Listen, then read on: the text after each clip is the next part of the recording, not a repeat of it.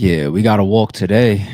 So yesterday, Little Durk's docket, that shit just lit up like a Christmas tree. I don't know if this is kind of like a so it begins thing. We know his trial was set for originally November, right? Got pushed back, but here we are in October. A lot of motions got filed by him and his legal team. There looks like attempted separation from him and some of his co-defendants. The moves for dismissal, very, very interesting. We're going to take a look at those first, but there could end up being a spin to this title because the moves for dismissal might really be tactical because some of the other stuff that's coming into his docket now that looks very, very ugly is like, you ain't going nowhere, buddy. I'm not even going to try to do no exciting spin towards the end. Like, we said all that, and here goes my opinion. No. Yeah, he's moving for a very, very strong dismissal. He ain't going nowhere, though. Okay. Buckle up for this trial. We got a lot to read this morning, so we're going to jump straight in. Can't waste no time. There's a lot going on.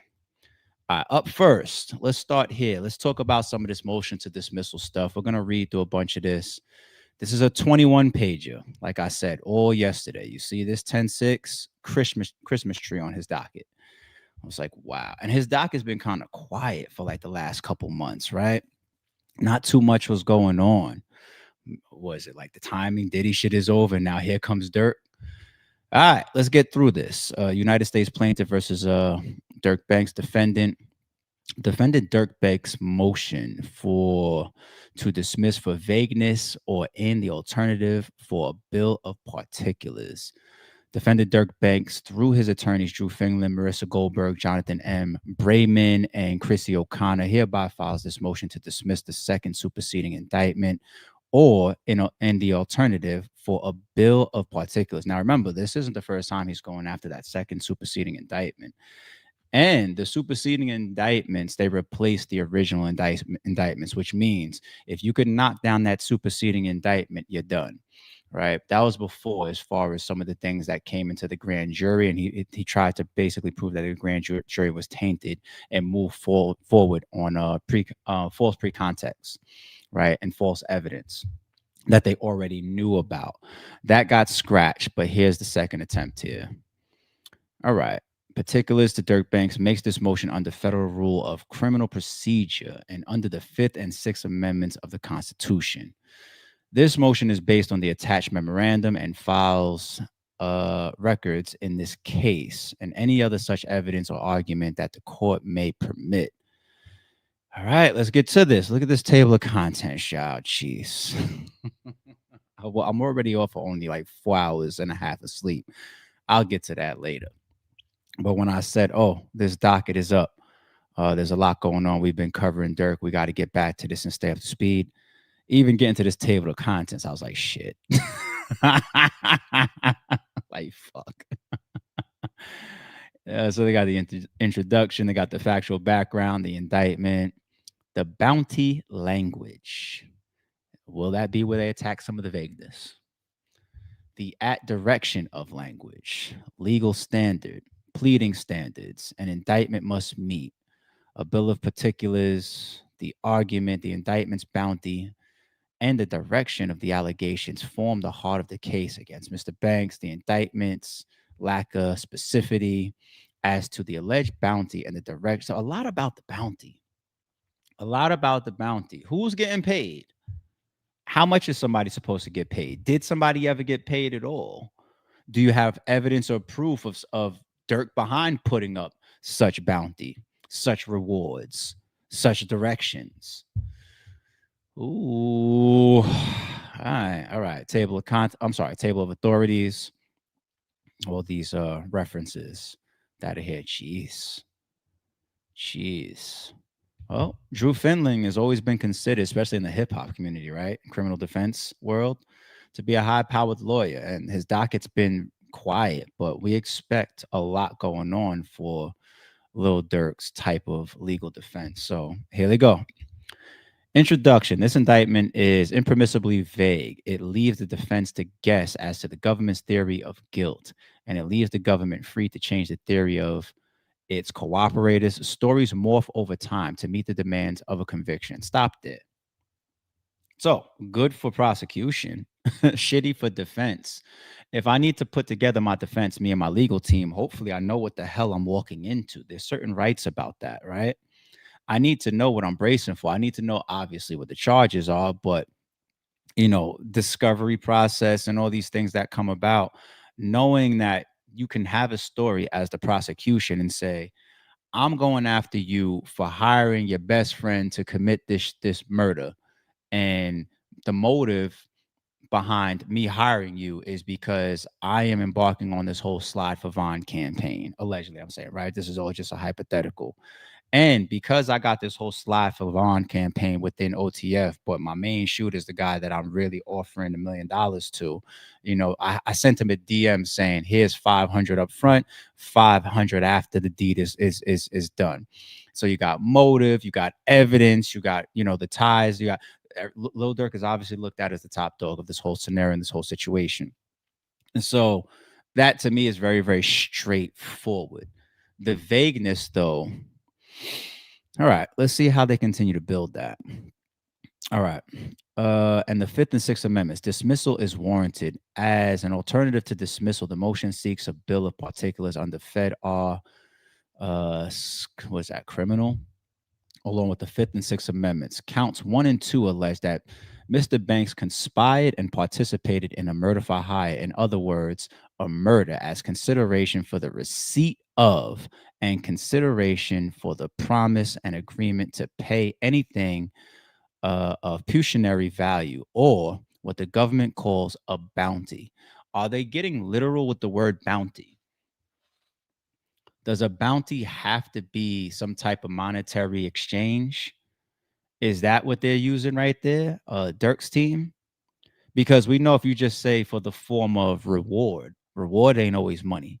Okay. We saw was it the Lil Dolph case this year? But how many times are there cases of you're gonna get a record deal, right? You're gonna be my best friend. That could be a reward to some fucking people. It's not always just money, right? But when you say bounty, a bounty might have to be money. All right, defining anything of pecuniary value to include anything of value in the form of money and negotiable instrument, a commercial interest, or anything else, the primary significance of which is economic advantage. So what they're trying to say is the indictment doesn't, it's going in that direction, but then you should be able to list what it is then. If it's commercial interest, okay, how about a crib? If it's a negotiable instrument, okay, how about a record deal? If it's a set value of money, okay, how much money? Or a stock or a bond or some Bitcoin, right? I see what Dirk's camp is doing there. All right. The problem with counts 1 and 2 is while they do allege in general terms that Mr. Banks offered a bounty for TB's murder, they do not provide the specifics necessary for him to adequately prepare his defense. To prevent surprise at trial, to protect against double jeopardy, or to prevent the government from shifting its legal theory or straying from its grand jury presentation. That's a good move there. If I could push the prosecution into a corner and say, tell me exactly what the bounty entails. Give me the story of who and why and what I'm giving as Little Durk. And then you have to stand on that. Ain't no leaving it open and vague to the point where you can just ping pong all over the place based on how the trial is going. Well, at this particular case, it was for a car, and over here, well, this one was for a chain, and this was to be in the video, and this was for a record deal. Nah, you can't just keep pulling at strings. That's what they're trying to do there. All right. The indictment only alleges that Mr. Banks used unspecified coded language that oxymoronically made clear that TB's killer would be rewarded with money or lucrative music opportunities with OTF. So they're honing it down to two things and two things only: money or opportunities with OTF. Even though, OTF is vague. Opportunities with OTF could be anything, right? What type of opportunities? It's an OTF house party. We got a bunch of chicks over here. you know? All right. But according to the government, what was the coded language he used upon which the grand jury based the charging decision? When, where, and how was the coded language bounty alleged conveyed? That's the question. What were the monetary rewards and music opportunities that were supposedly promised and delivered as consideration for the murder? Keep that piece right there in mind. I'm going to spin back to that in a second. Without more, there is a real danger of a constructive amendment and or fatal variance at trial in violation of the Constitution. A similar deficiency plagues the at the direction of language that affects every count in the indictment. While the indictment alleges that the co-conspirators carried out various acts at the direction of Mr. Banks, flying to Los Angeles, tracking, stalking, and attempting to kill TB by gunfire, and procuring the firearms and the equipment used to do so, it fails to give any specifics. Well, those are kind of specifics, no? I'm saying, as a prosecutor, Mr. Banks flew to LA. He tracked, he stalked, and attempted to kill TB by gunfire and procuring firearms and equipment used to do so. It fails to give any specifics. Well, how many more specifics do you want? The details of that will be discussed at trial, of course, but did you want them to make sure that they say what kind of gun or which flight to Los Angeles, what method of tracking and stalking? They already showed that, the two trucks, right? All right, let's keep going. Given the vagueness of the indictment's bounty, and at the direction of allegations of the indictment is permitted to stand, a bill of particulars is warranted. Mr. Banks requests a bill of particulars that reflects the theory upon which the grand jury rested its charging decision and that Mr. Banks fared notice of allegations against him. Specifically, we request the following information. Here we go. Will I be forced to get to my theory before we get to the second piece, which starts to look ugly? Let me read this and see. The language that Mr. Banks allegedly used to convey his offer or a pecuniary bounty in exchange for the murder of TB. The nature of the item of pecuniary or whatever, my bad, I'm killing that word, value, the monetary reward of the music opportunity that Mr. Banks alleged to have offered and or delivered in exchange for the murder and or delivered. The date, time, audience, and circumstances of the alleged bounty offer, the language used, date, time, audience, and circumstances related to at the direction of the allegations in the indictment. Now I'm going to save it after reading that. Let's continue. All right. This request is made under federal rule of criminal procedure and the Fifth and Sixth Amendments. Factual backgrounds, the indictment. Let's get to it. The indictment contains allegations that in order to induce TB's murder, Mr. Banks used coded language to offer pecuniary bounty in the form of a monetary reward or music opportunities with OTF. It also avers that the co-conspirators took the following actions at the direction of Mr. Banks: flying to Los Angeles, tracking, stalking, and attempting to kill TB by gunfire, and procuring the cars, ski masks, and firearms to do so. So what do we hear that are about? Dick's Sporting Goods, right? They have even the person in question that went to Dick's Sporting Goods, I believe, or allegedly, and swiped the credit card to pick up the ski mask, or was it done at a gas station? Either one. So we did hear about that stuff already. All right. A, the bounty language. The indictment's introductory allegations contain the following language with respect to the alleged bounty. After the murder of DB, defendant Banks made clear in coded language that he would pay a bounty or monetary reward and or make payment to anyone who took part in killing TB for his role in DB's murder. So DB is what? Davon or whatever King Von's name is, right? Davon Bennett. Murder. Indictment P2, page 2. Okay. As to count 1, which charges Mr. Banks with conspiring to use interstate facilities to commit murder for hire, the indictment alleges defendants conspired and agreed to use facilities of interstate and foreign commerce with the intent to murder TB as consideration for the receipt of and consideration for a promise and agreement to pay anything of pecuniary value, namely money and lucrative music opportunities with OTF. Defendant Banks would place bounties on individuals that he and other OTF members wanted to kill, including TB. They're going to bring in other people, watch. And I'm not just talking about his brother D thing situation that's in Chicago. This trial might be explosive as shit. You're going to hear a lot of things for the first time. There's the stuff that goes in all these motions and these dockets is it'd be like crumbs. Nobody shows their full hand. Like, look at Diddy shit. When you get to the witnesses, when you get to the testimony, when you get to the cross examinations, it's going to be so. That's why they want more. Well, one of the reasons why it's not really online with my full theory, but one of the reasons why they want more information so that I can be prepped when I get to trial as much as possible. Both sides are going to get blindsided at times, and we are going to hear a lot for the first time. Watch, they're going to bring in 100 songs that we didn't know that they were listening to. like, oh shit, we thought it was only Scoomer's ass and Green Light Go and fucking Hollywood Hill, Beverly Hills. We thought those were only songs because those were the only one we read about on the docket. They were like, really? That's all we know? We don't know how to just play a bunch of his music when we got a year prepping for his fucking trial, ARP. You're right. You're right. You're right. Very naive of me. You're right.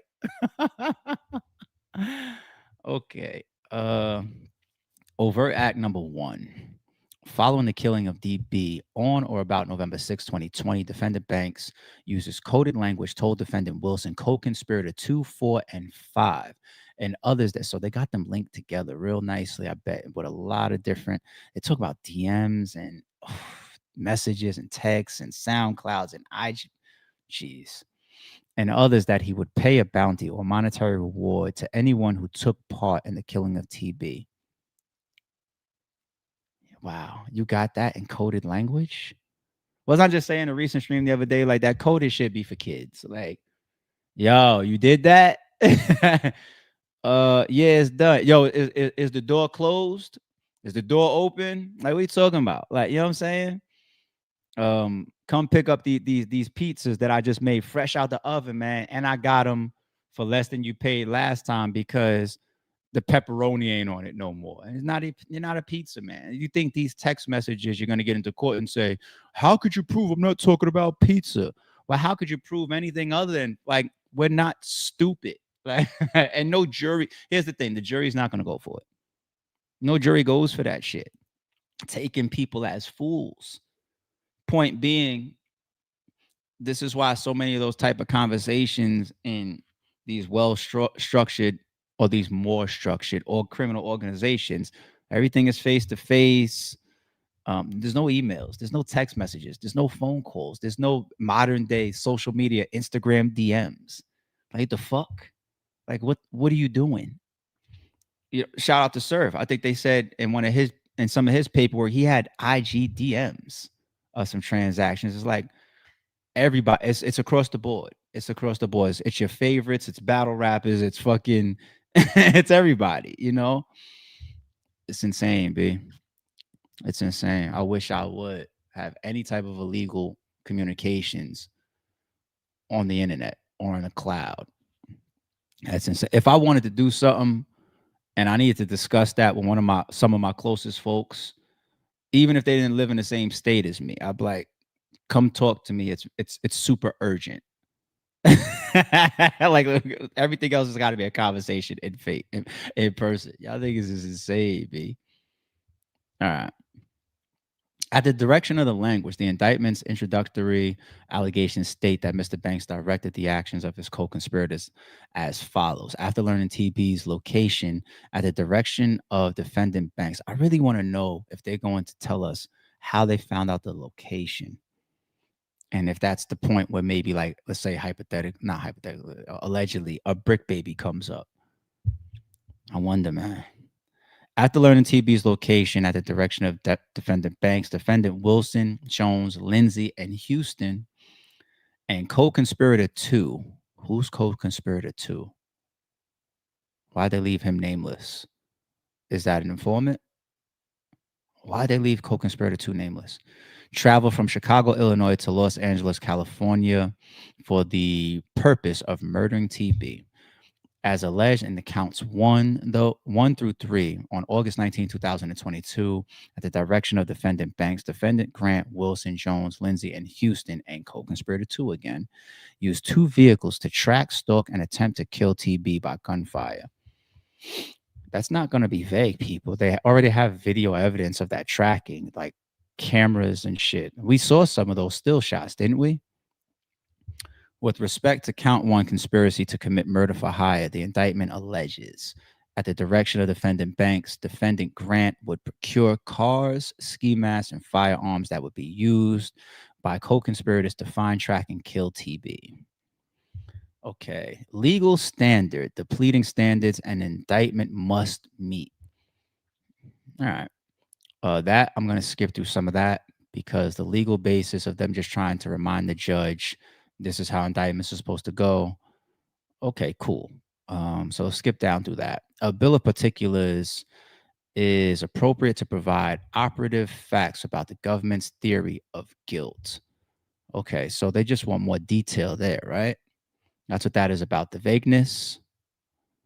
I think we might be able to skip down through this as well. Here we go. All right. Argument: the indictment's bounty and at the direction of allegations form the heart of the case against Mr. Banks. Duh. What the indictment fails to tell us are the very things the defense is entitled to know: the operative facts underline the government's theories of Mr. Banks' guilt. There is no allegation here that Mr. Banks physically participated in the stalking and shooting at issue. The crux, the entirety, even the government's case, then is first that he somehow offered and or paid some sort of unspecified bounty in exchange for the murder, and second, that the directed in some unspecified way the stalking, the firearm possession, the murder, and perhaps also the murder bounty's payment. Those are the only 2 links: the bounty and Mr. Banks' direction of others alleged to connect him to the charged crimes. Well, don't make it sound like that's light, right? There's a lot of shot callers that just, the only allegations that are about you is that you're the top dog, maybe you're pushing down payment, and that it's your call for it to happen, right? That's, you know what we call that, right? We call that the boss. So that is the crux of it. But okay, nobody ever thought that Lil Durk was in one of those 2 cars or trucks when it actually went down.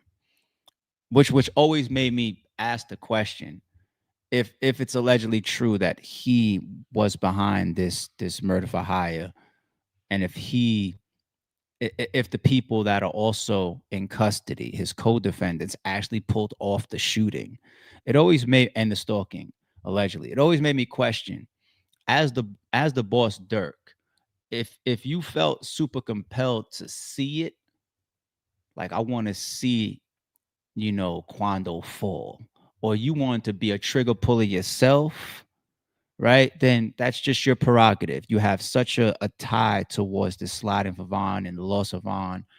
I can't argue that. But if you wasn't gonna be in them cars, or like, what was the real purpose for him being there?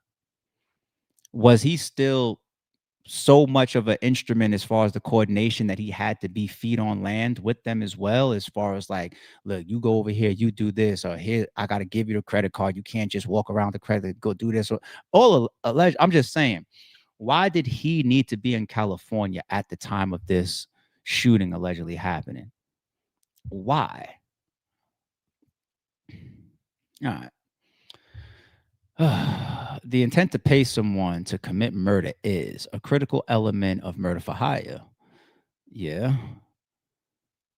But the intent to pay, like, I feel like Drew right there saying that that's such a critical element of the intent to pay. See a lot of times in criminal history where people didn't get payment.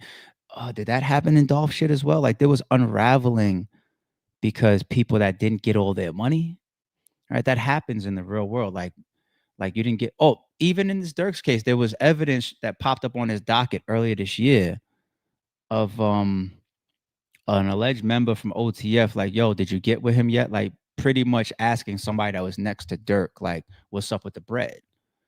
And he was like, yo, he's gonna be back in the city next week, or So people don't always get paid right away. Sometimes you got to find filtration methods. And what if it's not about money? It could be just about clout. I think there's Dirk lyrics out there trying to allude to like, I ain't paying for the deed because we're family, we're brothers. These niggas want to kill Favon anyway. There's all types of different reasons why somebody wouldn't be on record saying like, okay, here's this $500 if you're gonna do this, right? It's a million reasons why not, before and after. But indeed, if the government cannot prove these links beyond a reasonable doubt, its case against Mr. Banks fails. Duh. As to the bounty offer, it is an element of the murder for hire charge in counts 1 and 2 Mr. Banks gave or promised something of pecuniary value in exchange for seeking the murder. Okay. And they're using a prior case's reference for that one. Okay. Rejecting government's claim that pecuniary consideration element could be met where the defendant merely expected a benefit, according to the legislative history of 1958. Another reference. The murder must be carried out or planned as consideration for the receipt of anything of pecuniary value. This term is defined to mean money and negotiable instrument, a commercial interest, or anything else, the primary significance of which is economic advantage. I could understand if that's how you feel the indictment is pigeonholed. OTF, opportunity, or money, one or the other. Show me that or show me nothing. I see what they're going at there. All right.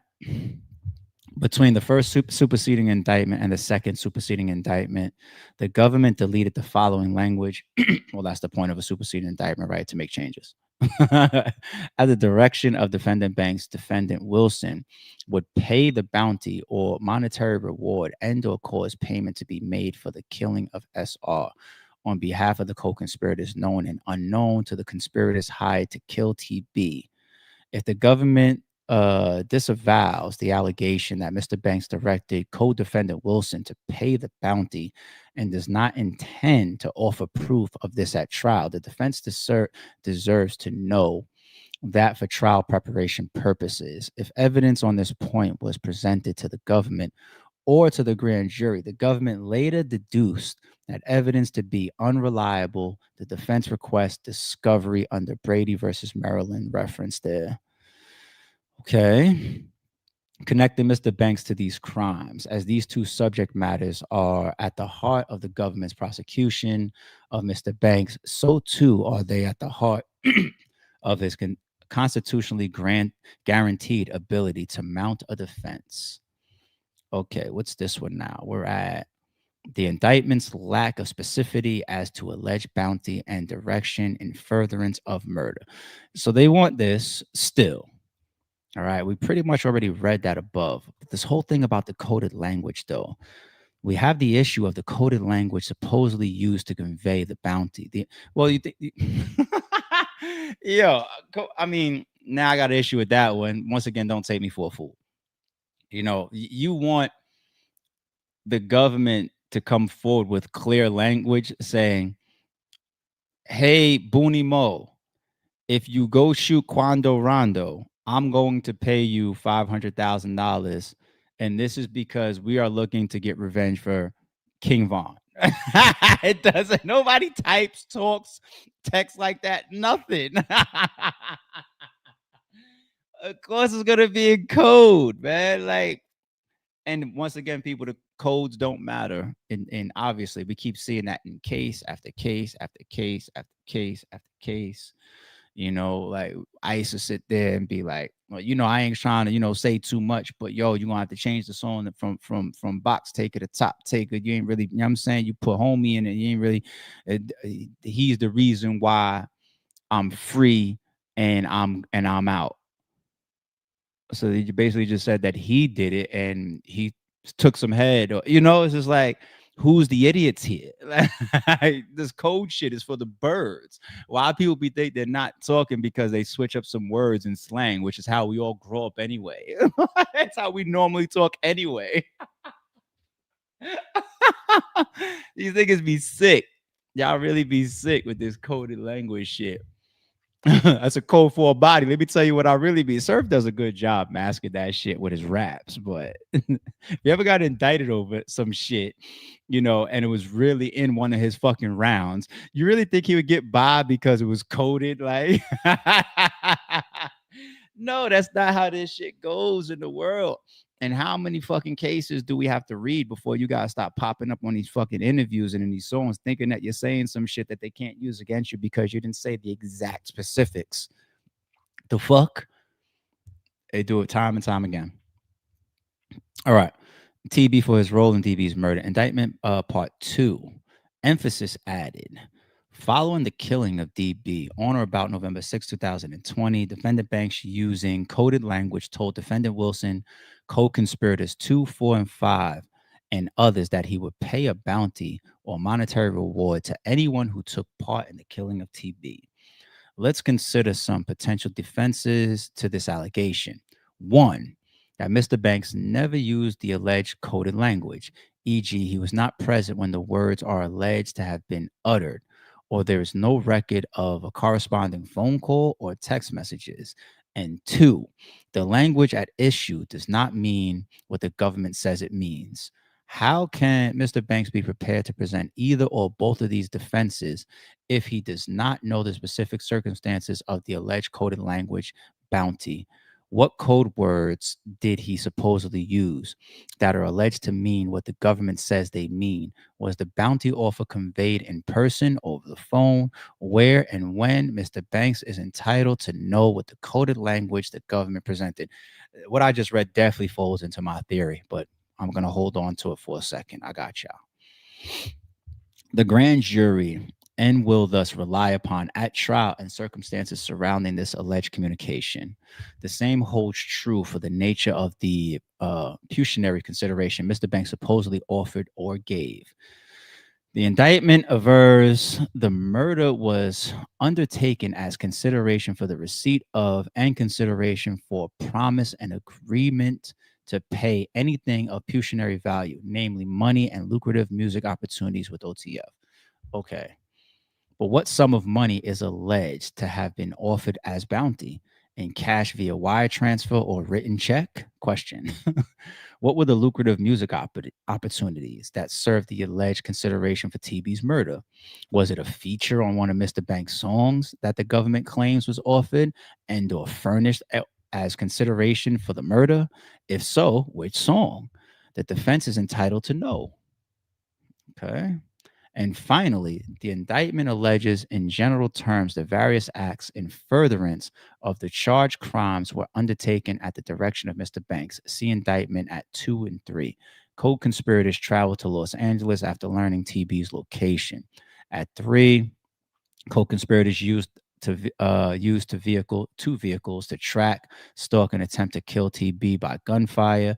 At 5, defendant Grant procured cars, ski masks, and firearms used to track and kill TB. At trial, Mr. Banks intends to dispute that any such actions were undertaken at his direction. Of course you will dispute those. The indictment should be dismissed as vague. Okay, so they laid out their grounds for the dismissal. All right. And let's see if there's a summary towards the bottom that we care about. At the very least, the court should order a bill of particulars. This is what I need. Hold on. This might be part of my theory. To be clear, even a bill of particulars cannot save a defective indictment. Okay, I'm with you. I understand. Thus, although Mr. Banks moves for a bill of particulars in alternative, those particulars would not remedy the defects identified here. Nevertheless, many courts have granted a request for a bill of particulars when the request at this one does seeks the operative facts related to the charged offense missing from an indictment. Okay. Conclusion. Let's take this last piece. For the foregoing reasons, court should dismiss the indictment against Mr. Banks. In the alternative, the court should order the bill of particulars described above. In the alternative, there lies, I didn't read this yet, people. It's my first time reading this. There lies the biggest piece of my theory to everything that we just read. Now, we got more. We got more Durk shit coming up like the second half of this is pretty much like these might be some big problems for him. But let's talk about this move for dismissal for a second. My theory is that if I can get a dismissal, that's like the low probability, like 5-10% chance I'm actually going to get the judge to say, you know what, you're right here. We are going to dismiss this shit for vagueness, right? No different than Diddy. Diddy has been fighting or was fighting his case for how long? His lawyers going to hell and back. And the week of sentencing, they moved for like a new trial or to get the trial thrown out, right? The week of sentencing, not even leading up to the actual trial where he might get his conviction, guilty, not guilty, after found guilty on certain charges, and then waiting to sentencing still. And then after now the sentencing, the appeals are on the way because his lawyers are already saying that. I feel like a powerful attorney, a good attorney, an expensive attorney, all the above, they're going to try to work whatever angles may or may not be there. That doesn't necessarily mean that they're strong. You have to be active. You have to be vigilant. You have to take your long shots. Patrick Mahomes at the end of the game last night, if y'all was tuned in, that's one of the reasons why I'm so tired right now. But at the end of the game, the last play of the game, what'd he do? He threw a Hail Mary. How many of us were watching the game last night and said, all right, well, shit, after the fucking Jags just got in, he's got like a 20-second drive that he's going to be up against and down to this last play. And it was like on their own. It was like on their own opposite side of the field, like the 30-yard line or something like that. The Hail Mary didn't even go into the end zone,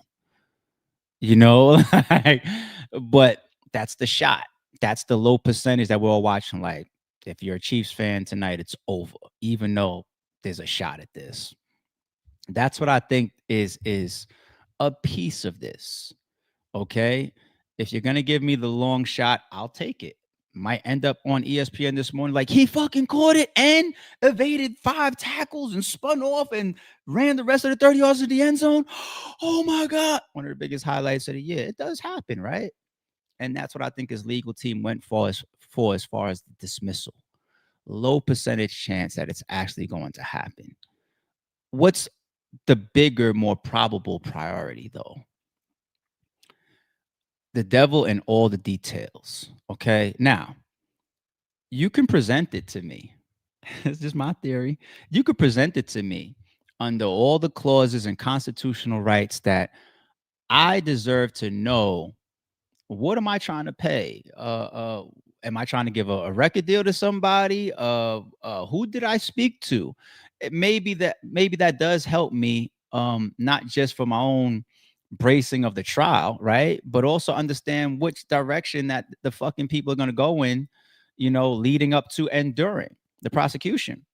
What am I going to face? Yeah, important. Duh. I think he just wants to identify who's who and what's what, because that within itself allows him. There's already been talks of witness intimidation for this case. Already. Actually, there was reports that somebody got hit alongside this, right? Was it the male worker girl or whatever? Allegedly, man. I'm trying to remember all these fucking cases that we're covering.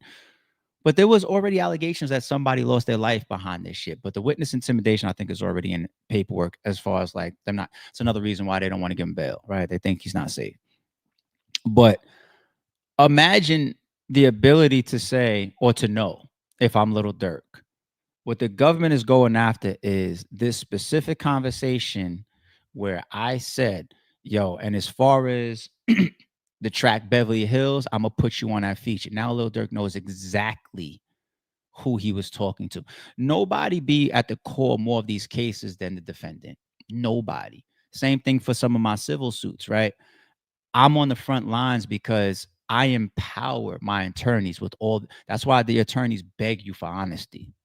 Like, I know you probably don't want to tell me that you really killed the person, right? But you got to tell me as much as possible. I'm going to fight for you. I'm going to take all this information. I'm going to chase down the threads. I'm going to do all these follow-ups out here. I'm going to look for little loopholes like vagueness in the indictment. I'm going to do all that. We're going to take shots at dismissals. We're going to do all that. You're going to get your money's worth. But a lot of that shit is the lower probability.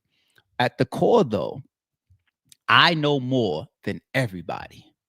Little Durk, everybody. Nobody knows more than me in this situation. You want me to give y'all one more just for making the fucking point? Filing your taxes, all right? One time I filed my taxes with the legal aid. This was like I was like 20 years old or some shit. Like I used them one time only. I gave him some of my information. Comes back, it's like, yo, you owe XYZ. Now at that point in my life and how much money I was making, I was actually getting money back at that time. You know, like those I miss those days where I get money in return. You know what I'm saying? Like you file your tax, like, yes, it's tax season, you know. And this particular year, I was using a new financial advisor and tax whatever filer, and I owed.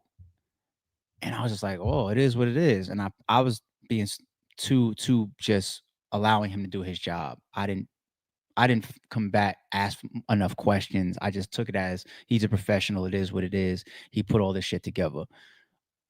Speaking to people at work, and they was just like, yo, are you sure? Like, look at your shit. This was even back before e-filing. Like, I had all the paperwork to look at it. Shit. Somebody asked me, like, yo, read it. And like, did he put your mortgage on it? Like, I had a mortgage since I was like 19 years old. And he's like, did you put your mortgage on it? Like, that's the biggest write-off that you have, the interest that you pay on your mortgage. So I looked over it and he didn't. And then when I asked him about it, he was just like, I didn't think that you would own a property at your or whatever.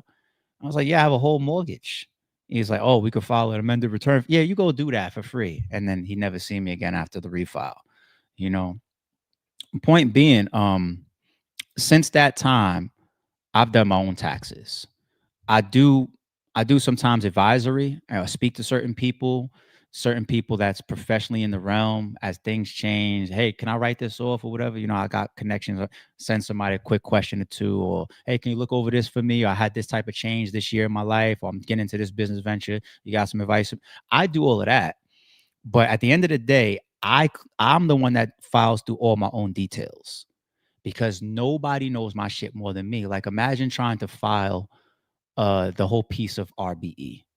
I'm at the center of all of it. I know every dollar that comes and goes, why it's spent, why it went over here, why it didn't, everything. Nobody knows more than me. Anyway, and so think about that when you're doing your taxes, people. Think about that if you're in a civil, a criminal, um, a tax. Just always remind yourself how much you are the middle of something and how much you can help the outcome by being on the front lines. It's very ignorant to think like, I don't know nothing. Here's my lawyer, throw him $1 million, go work. No, you better be on the front line with your lawyer. But anyway, if his legal team is able to come back with some of these details and particulars, it was this person or even this month, who was I talking to at that time? Who that? Wait. So you're saying this is on DM? Okay, it wasn't on the phone call, wasn't on the text.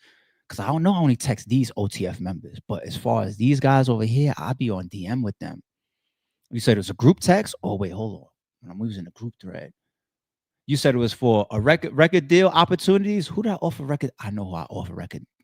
All of this information, you know, that I think that he can use. And I'm not even saying it's just about like, yo, go off the witness, which could be an alleged possibility. There's real street niggas and street shit going on, right? Which really could be a possibility, right? But even the knowledge of that allows you to craft your should I say lies? But your defenses. Okay, you said that this particular member, now I know, Booney Mo, I supposedly is offering a feature on a song with or video with me featured in it, which will get you millions of views on your YouTube channel and all that, blah blah blah blah. Me knowing that, I can craft defenses around that. No, that particular song, I told him we been was gonna link up and do that, or you get it. But I don't think it's just that element of being able to have your defenses to it. I think Lil Durk allegedly, I'm just giving him that level of street and his team moving out. I'm giving him that level. I think he's just being, for lack of better words, proactive before the trial. You know what I mean? Is that code? Hey, chat. When I said that, do you know what I mean? Code is for the birds. It's for the children. Y'all know what I mean when I said that, right? I'm about to move on. I think he wants this information so he could be proactive before the trial. You know what I meant? You know what I meant? Proactive is vague. It's just a general dictionary word. You fucking idiots. I even added the sarcasm. What more do you want from me? Like, duh. He's talking about putting in work before the trial and really getting to people and turning people. And it's not always about somebody getting off. Sometimes you get to somebody and just turn them. Hey, you was fitting to talk about something? I got $1 million for you to shut the fuck up. All right. All right. Let's get into some more of the trouble. Right. Shout out to the chat. Let's get into some more of the trouble now. So, with his docket lighting up, there's a lot of highlights that's being picked up on some of these Lil Durk supportive Instagram and Twitter pages. Now we're gonna go to this one first. This is Chicago Hits, right? Almost 100,000 followers. And if we go back to, look what their page looks like. They do a ton, if not almost all, Lil Durk coverage whenever he's got activity. Shit, I mean, they got him pinned to the top up here 49 weeks ago. All right. So pages like this, they are very, very detailed and paying attention to the particulars. So when the docket lights up, just because I have access to it, doesn't mean I want to read 500 pages to figure out what the fuck the updates are. I'm going to read what I know is good for this podcast, like we just did. But here's them getting into the weeds a little bit of some of the docket updates. OTF Diddy lawyer throws Durk under the bus to try and get the case severed from Diddy. Fourth slide shows that feds will try to introduce testimony from a witness alleging that Durk wanted him and Booney Mo to kill O Block members because they were not retaliating for Von. They also want to introduce evidence of Durk and others discussing alleged violence against Lamron Rico. Don't even know who that is. I know that Durk represents this Lamron shit all the time. I will add this last piece before we start reading to people. I believe, I'll say allegedly, this is document number 230. And this is for people that, decide to pull up the docket here and there if you pay for it. Do I have the docket in the background? I already took it down. His docket oddly skips the number 230. I don't know if it was something that went up and then was deleted. I've seen many cases where things go up and then they're sealed, or they go up sealed, they go up redacted, they get redacted later. It's very possible that somebody grabbed this off the docket and then it was deleted from the docket. I don't know if that is common practices and things that happen, or missteps or mishaps. I don't know what type of scrutiny something goes through before it actually makes it to the docket. But there's a document number on his docket 230, and it's skipped. And ironically, some of this stuff that we're looking at right now, I don't think that I saw unless I missed it this morning on his docket. All right. So disclaimer slightly, or could just be typical shit that happens. All right. The honorable court, all parties and their counsel of record, defendant DeAndre Wilson, that's Diddy, right? By and through his counsel of record, Craig A. hereby moves the court for an order severing his trial from the co-defendant Durk Banks and other co-defendants whose trials are joined to Mr. Banks. This motion is made pursuant to Federal Rule of Criminal Procedure 14 on the ground that a joint trial will cause compelling and incurable prejudice to Mr. Wilson as a result of prejudicial spillover from extensive other acts evidence noticed by the government that overwhelmingly concern Mr. Banks and other alleged actors and would not be admissible against Mr. Wilson if he were tried alone. I take no issue with it. It's not snitching people, that's not telling. I think everybody understood what we just read. That's pretty clear. All right. You probably have a lot to say about Lil Durk at trial. Music, running it, the boss. Right. the ties with King Von, the shot caller. All there's a lot that will be said about Little Durk at this fucking case. And if I'm tried within the same case, you guys are just, even by human nature, going to look at me a certain way. If I sever this shit and I'm separate, I'm tried separately, my case is my case. If you want to just try me saying that you believe I was involved in a murder for hire, do that, right? Would that mean that they have a totally separate jury then, right? Um, yeah, that's not snitching. And I could also see that as beneficial because you give less targets during Dirk's trial. Like when you see these cases and you got all these different co-defendants, like look at the YSL shit, and they're all sitting in court together at the same time and shit. So you wouldn't see that with Dirk and Didi, is my guess. I don't think that's a problem. All right. I don't think that's a problem. All right, but now let's look at this. Mr. Banks to an alleged bounty for the killing of Mac. Mr. Wilson is not identified in connection with this incident. I believe that's the Chicago one for his brother D thing. I'll still say allegedly. April 2023, text chain, Mona Duke feud. The notice claims a group text between defendant bank text messages. You know how many text messages and DMs and all that type of shit we don't know about that they might have, y'all? Dirk out here rapping about deleting his iCloud if they ever get close to me and shit. Fuck. Could have had your iCloud a year before you thought that they was even on to you, buddy.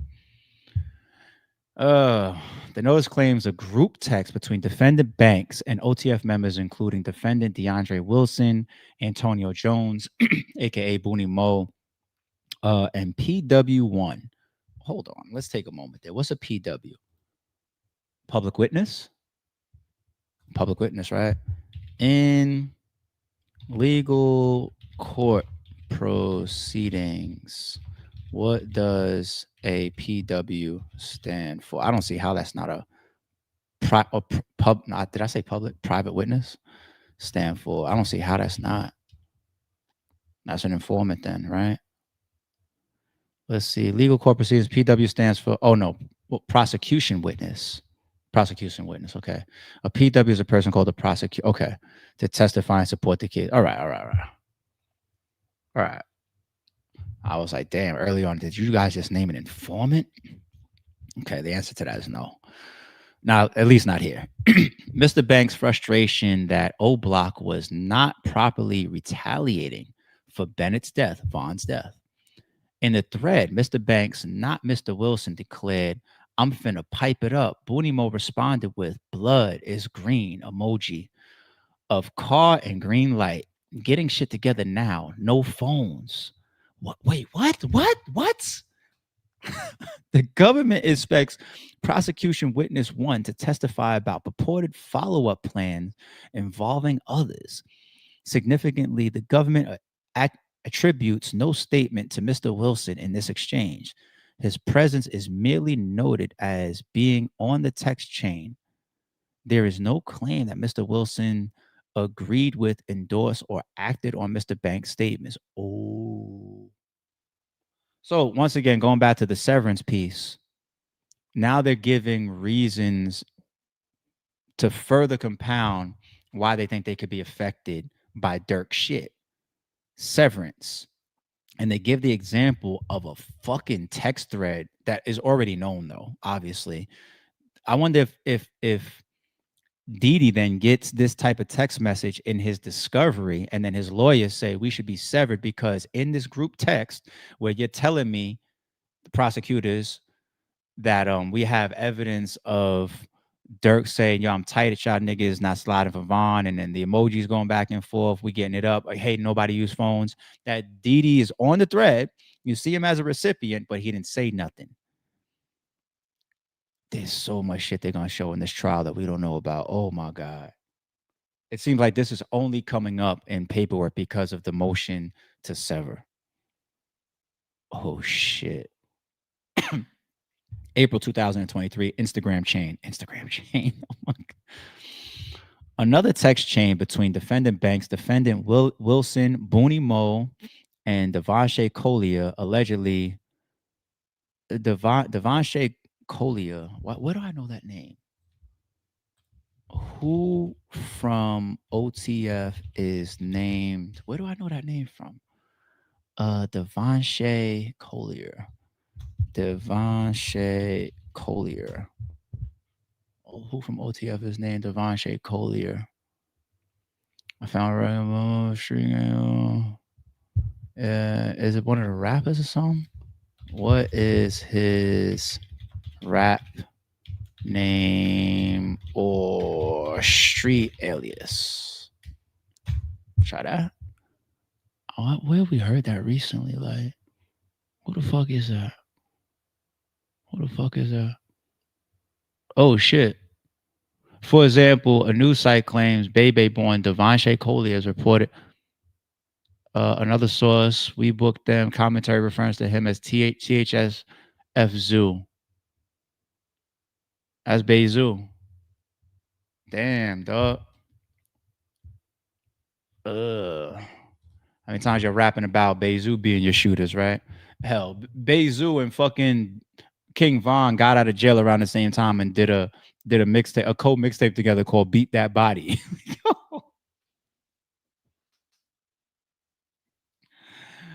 Yo, Zoo got one of the most infamous Instagram lives on the internet of all time. Zoo and 051 Melly on that Instagram live together as 100% ops that want to kill each other and talking to each other with so much of the most cordial energy. It's fucking spooky as fuck to watch these guys online together. Hey, what you want, fool? Hey, shit, what you dealing with? Ain't nothing. Hey, how you? Hey, man, come on, man. Be nice. Don't use certain words, man. Don't talk to me like that. You know, come on, man. We mature, man. We know we're gonna kill each other if we see each other, but come on, man. Don't curse at me here on live. You know what I'm saying? Oh, my bad. I apologize. I won't curse at you, man. Can't wait to catch your ass living. And you ain't gonna catch shit, man. But anyway, what you over there drinking on, man? Oh, this is the head, man. Where the girls at, man? You got all the hoes. I don't got none of the hoes. I ain't deal with none of those. You know we deal with some of the same hoes, nigga. I don't got none of the hoes, man. Come on, go on your phone and get some hoes with me, man. This is literally how they talk to each other on live. You can't make this shit up. And then even there's a point in the live where 051 Melly is like kind of like taunting Bezoo a little bit with the killing of somebody I think that is allegedly related to Zoo. Like, hey man, so you finna go to sleep soon? You want me to tell you a bedtime story? Tuck you in? And tell you a little story about, you know, this guy that walked down an alley and never made it to the other side of the alley. It's nightmarish with these motherfuckers. And they say Trump is sending them people to Chicago. Send them yesterday, B. These niggas do it too much out there, son. Did y'all see it? Did y'all know what I'm talking about? It's insane to watch two people that want to kill each other, two people that are alleged murderers, allegedly been charged with murders and all types of shit, and them talk to each other like they're friends. It's fucking crazy. Yeah, 05 Melly got killed in a party, right? That's Von's lyrics. Melly got shot at in the party, started Harlem shaking. The kids keep tripping. I'ma start firing bacon. Difference between you. I'll be taking. Blast his ass. No. That song is so legendary. Phone them streaming, get back. You know I'm with that. I ain't trying to squash no beef, nigga. We into it till you die, real street, nigga. At your funeral, I might just slide. Rest in peace, nigga. Everybody that's inside. Still twitching. He changed something different. What? It's a legendary ass song. I ain't on no side, everybody.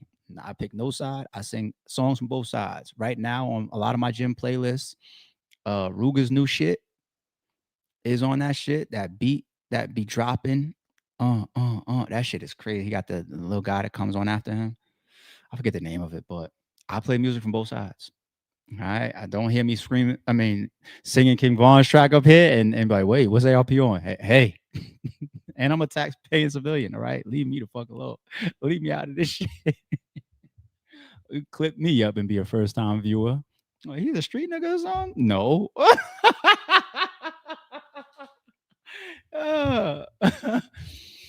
Clarify that. All right. Anyway, let's get back to this shit. The Instagram chain. All right. So yeah, that's where we were when they named Bezoo as well. Allegedly shows Mr. Banks forwarding an Instagram message. he sent to rival Richard Ramsey stating, I got them hunting you. And what? What? What? What? For the Instagram message he sent to rival Richard Ramsey stating, who's Richard Ramsey? When it comes to the Lil Durk OTF beef, because there could be a million of these motherfuckers out there, who is Richard Ramsey? Oh my, how fucking idiotic is this shit right here? Richard, who the fuck is Richard Ramsey? Referred to as Rico. Rico be capping, he lying, was that him being associated with Lamron? Oh, this is somebody from Lamron that he's supposedly beefing with now? Oh, don't fuck with no more? Who the fuck is Richard Ramsey? And Lamron Rico are comments seen when people respond to messages claiming threats towards Durk. The internet. I could probably go on Reddit and read the whole story breaking down the beef between this alleged Richard Ramsey and Lil Durk. Crazy. Insane. But what I just read is even that much more fucking insane. Let's read this again. Mr. Banks forwarding an Instagram message he sent to rival Richard Ramsey stating, I got them hunting you up. Ads better have 3 ski masks on. Mr. Wilson is not alleged to be the author of the threatening statement. His name appears only as a participant listed on the chain. The notice does not claim Mr. Wilson's commented on, endorsed, or even responded to Mr. Banks' message. And so then people got evidence, a DM screenshot text message. They got evidence that Lil Durk is on here talking about we at certain people with a bunch of alleged members, including people like Bezu and OTF Didi. And he's got his, isn't it bugged out that I was just talking about Bezu and 051 Melly trolling each other and all this type of shit. So Lil Durk allegedly has the phone number of this guy's op and texts him a screenshot of them niggas hunting him, showing him like, I'm telling you, we on your ass. Why? Yeah, Trump, clean that shit up. I'm not saying Durk. I'm just saying whatever's going on in Chicago, man, it's time. It's time, B. See what y'all did in DC once upon a time? Yeah. It's time. It's time. New York needs some. Chicago needs some. They trying hard in Atlanta, as we see, right? It's just time, man. What the fuck? Durk, what the fuck? Allegedly. What the fuck? I've said on a lot of Durk streams, I said, no. Durk is really that. I don't care how many times he pulled the trigger himself. He's really, I think he's that for real. He's a little demon for real. Oh, shit. Anyway, this is all the severance related. There's another one here. April 2023, Booney Mo audio, a voice note allegedly conveying you guys need to just figure out how to go back to Nextel chirps, man. They said that you couldn't trace those, right? There's no such thing as face-to-face, you guys. So can you guys go get a Nextel chirp and get a plan turned on it? Will cell phone providers out there reactivate a Nextel chirp at this point? This is insane. This is insane. Not just criminal activity, people. Like, think about some of y'all like cheating on your wife or some shit, doing wild shit out in the street, and you scared to text this other girl a screenshot. And Nextel chirped that hoe. I'm joking, but it's just like, yo, this is insane. His name appears only as part. Okay. So a voice note regarding money and sliders, getaway cars. Mr. Wilson is not identified, and there's no evidence he received the audio message. Lyrics.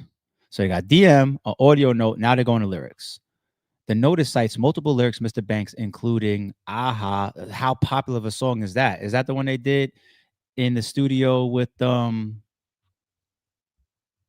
Gilly and Wallow, right? That's Aha, right? Smirk, slide. Don't respond to shit with Vaughn. They dropping locations. I'm getting it done. Rumors. I don't want you niggas who you catch. I want the one I paid for. And Schoolman's ass lyrics. Bounty hunters. He ready. He ready to crack that little bitch down and get her off. The statements are attributed solely to Mr. Banks. There's a lot of songs and a lot of lyrics, B. I mean, Dirk did a ton of self snitching. Let's not lie about it. A lot of self incrimination in his music, a ton of it. So, wow. Evidence that defendant Banks and others involved in the murder of SR sought to exact revenge on another rival of defendant Banks at defendant Banks' direction. Specifically, in April 2023, text messages by and between defendant Banks, OTF, yeah, Booty Mo, Jesus. Look, he's got problems. He's got problems. And that's why I do believe a lot of that shit for dismissal is tactical. There are some loopholes he's attacking, but let's go to one more. So we looked at one of the popular Instagrams. This one is Dirk's imaginary manager, Dirk All Day, Twitter. This I believe is the same one, just more clear. Evidence that defendant bag, yeah. Bonimo responds, blood is green. That's the emoji shit. Evidence that defendant Banks and other OTF members involved in the murder of SR. Yep, we just read that. They got the ads up here at Rico Lamron 300 that says, I got them hunting you up. As better have 3 ski masks on. Yep, we just saw that one. What's this one? DeAndre Wilson does not concede to the government's notice is inaccurate under Rule 404 that the alleged acts are supported by competent evidence. Mr. Wilson will join defendant Dirk Banks' motion in Lamine to exclude government's proposed evidence filed contemporaneously and fully expects the court to exclude this extraneous, highly inflammatory evidence. Good luck. Does this show the 230? This is 235. I think he's got him in order too. This is 231. Why is the docket not showing 230 anymore? I'll do some more homework on that for y'all, but I think we got everything. I already broke down what I think about the dismissal. I think he wants to identify who's who, what's what, and exactly what. Some of that y'all might get, some of that y'all may not get. Y'all will be surprised by a lot at trial. You're not going to get everything. You're going to get what's constitutionally along them little small. Like, who plays poker and shows their full hand? Nobody, especially the fucking government. That's what it is. Like, come on.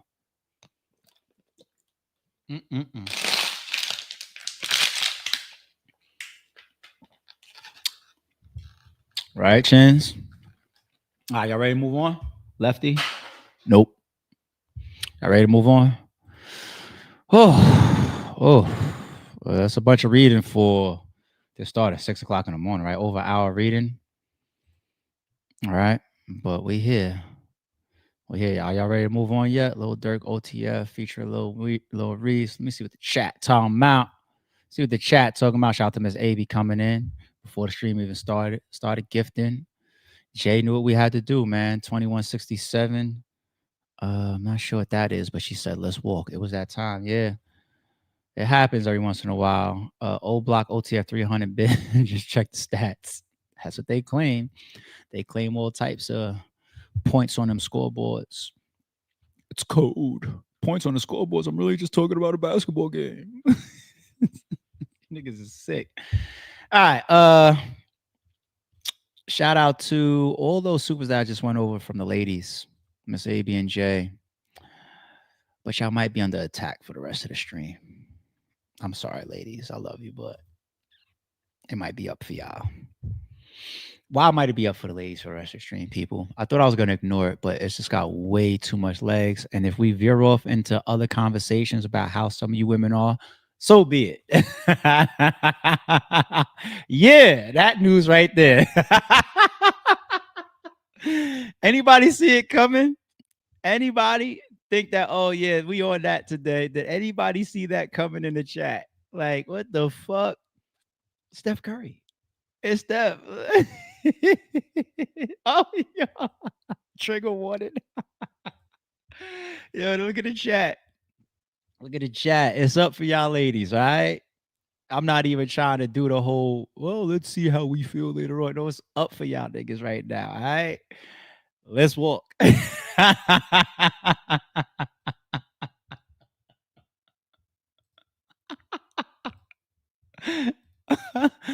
All right, let's start. Pray for Steph Curry.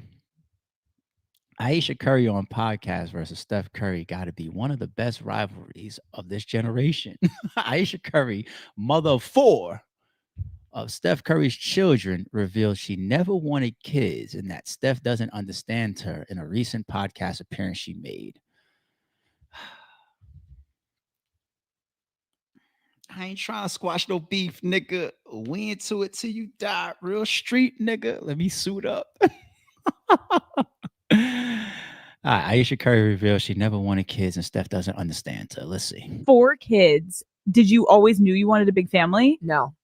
So I didn't want kids. I didn't want to get married.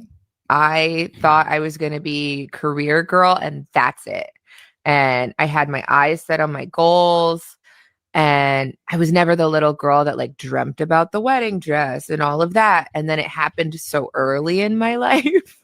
So it's like, it's one of those things like you don't know what you actually don't know what you want. It's so hard also to be the woman in a situation where you're like, men just don't get as much scrutiny. Like they can maybe tell him like your fucking shots suck tonight, but like the looks and all of that is just like not a factor of conversation as much. No.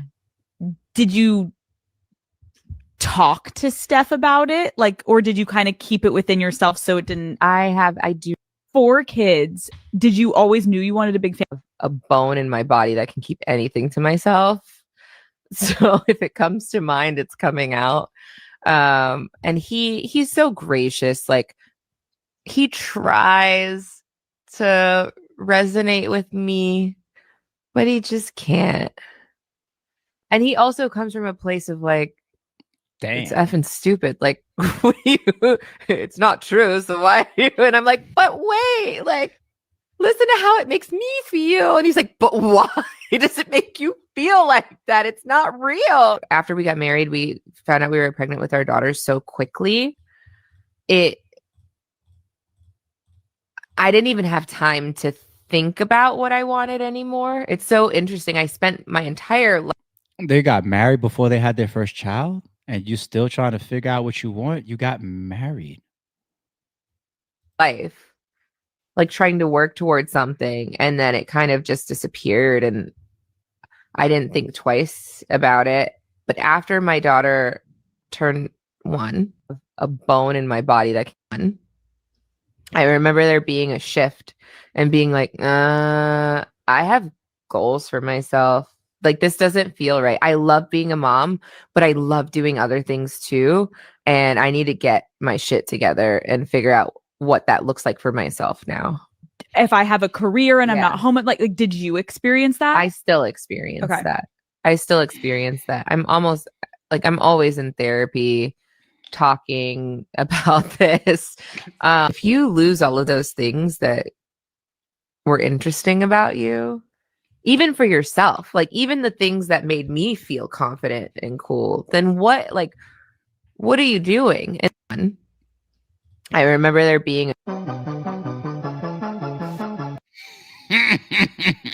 Aisha Curry when it comes to embarrassing her husband. Okay, hold on. What else we got here? Thing, but my husband really loves my feet. Oh, I love that. And so, like, the light was hitting him just right that day. And so I was like, let me just snap this photo and send him a picture of my feet. So I always say, like, when he says to send nudes, like, that's what he's getting, a picture of my bare feet. I don't know if he's happy about it. Turn into a whole other thing. But right, I'm not talking about the offense. Defensively, and I love... Right, I'm not... Shit says, Steph, every time he sees a clip of his wife on a podcast. Talking about the offense. Oh, my God. What? Don't meme him like that. Not Steph. I ain't got nothing to say yet. Let's keep going. I ain't got nothing to say yet. What's this one? Patrick Beverly posts up your shorty for everybody as she's in a picture over here with Drake surrounded by a bunch of girls. Steph replies to him, your mouth got more handles than your game.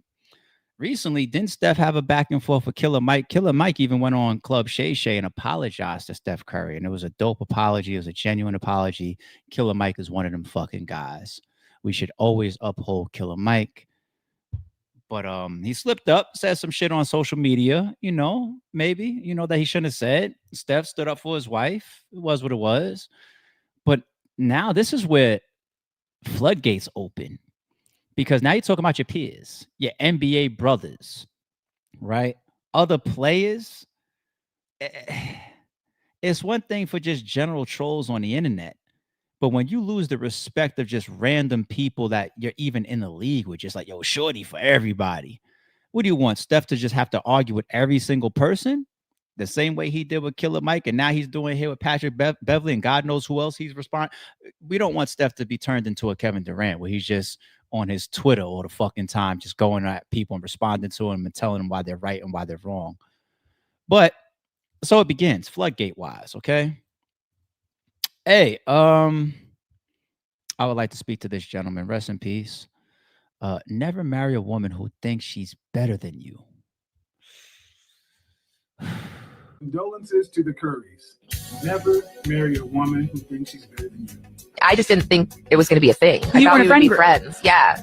Did you ever have anything in high school at all, or it was legit just friends? No, just friends. I get what you're saying. Like, you never saw him as something, but I'm like, when you look back, is there any memory that you're like, maybe there was something? Or no, never. In the beginning, hated it so much. I did not sign up for that. I also always thought I didn't know that he was going to end up playing basketball. He said he was going to be a high school basketball coach. I thought I was going to be the girl out there getting it. Again, it wasn't too long ago that you were sitting down at the Red Table Talk talking about the fact that, Steph is getting all of this women attention, and you were getting male attention. I have any of that. I have zero, this sounds weird, but male attention. And so then I begin to internalize it, and I'm like, is something wrong with me? Because I don't want it, but it'd be nice to know that someone's looking. I've seen it so often. I've counseled with guys through divorce care, through Christian ministries, through breakups, through so many things. And I've seen so many guys that have actually married a woman they absolutely adore. But the woman thinks she's better than you. And ultimately, she's jealous of you. Avoid women who think they are better than you, because you can never make them happy. And here's the thing. As your success continues to rise, their anger, their resentment, their animosity towards you will continue to rise. So outwardly, people look at you and say, oh, she's so lucky to have this man. He's a multimillionaire, a good family man, all these other things. And all she's sitting there and saying should be me. I'm better than him. Especially, this really runs deep, especially in women who are failed actresses and failed models. When you meet a woman who is a struggling local actress, struggling local model, attractive, but she just doesn't have that it factor. You can kick her with her, you can date her, you can hang out with her, but do not make any kind of commitment to her. And for God's sake, don't marry her or have any children. Because one, she is always going to have in her mind any kind of weight I put on, anything that happens is going to potentially hurt this non-existent career she's dreaming about, this fame that she wants, this thing that she cannot have, especially if you're like Seth Curry and you've actually attained it. He married his high school sweetheart. He was a teenage boy and she was a teenage girl. That 15-year-old boy was ecstatic to have that gorgeous girl because she actually grew into her womanness before he grew into his manness. He has finally grown into his man's body, into his man's mind, and become the man a lot of people saw in him. She's still looking at him as the same little boy who was blowing her kisses and kissing her ass as a teenager. And that's what you saw come out. That's what it is. It wasn't that she wants more attention. It wasn't that she wants more guys on her DM. She married a guy that she thinks she's better than. And only time she gets attention is attention he deflects to her. We wouldn't know about Ayesha Curry if it wasn't for Steph. He tries to put her in the spotlight. He tries to put her front and center. And guess what? If she had what it takes, she'd already be there. And that's what's not being told. Condolences to the Currys. Never. Let's do one more. Let's just do one more. Ladies, you might feel like you're under attack for a second, but let me help y'all get some points back before we talk about this. So y'all get the nigga, right? Y'all still got the audacity to complain and be unhappy. Look, it's just what you do, right? Take your ass upstairs in that $1 million ass house that you got. Go in that closet, that big ass, beautiful walk-in closet full of designer. Put you on that expensive ass Pilates outfit. Grab your fucking Birkin, your Chanel. Get your dumb ass in that Range Rover, that G-Wagon, that BMW, whatever the fuck you drive. Take your ass to that expensive ass fucking Pilates class. At the Pilates, go get you a fucking $16 overpriced ass smoothie. Okay? $16 smoothie. Drink your smoothie and shut the fuck up. Because, bitch, you got everything you wanted. What the fuck is you complaining? Bitch. Exactly. So y'all get the nigga, right? The reason why I wanted to end with this before we chopped a little bit, y'all, is because I want to stick up for the women and show that it's not all women, of course. You know, the women that's out there that's looking at Ayesha Curry like, the fuck is wrong with you, ho? You want to trade seats like yesterday? And it's funny, I'm laughing because I can relate to the Pilates thing when she said, go take your ass to that expensive ass Pilates class and get you a $16 overpriced smoothie, because a lot of my neighbors' wives, they don't work, right? They all driving these luxury cars and they out jogging or walking the dogs, or they'll they in these expensive Pilates and therapy classes and whatnot. And it's their natural lifestyle. Like some of my friends, some of my son's friends will pull up, for example, and I'll talk to their parents real quick, whatever. And like the wives, the women, they don't really got too much to do. You know, one of them I know is writing a book. Got a book that's coming out soon. They try to stay busy, you know, because they're with a strong or powerful or very successful man. And in my area, you see a lot of those type of businesses that complement that. You know, like these Pilates and these woman things that help women pass time, right? Like it's true. But okay.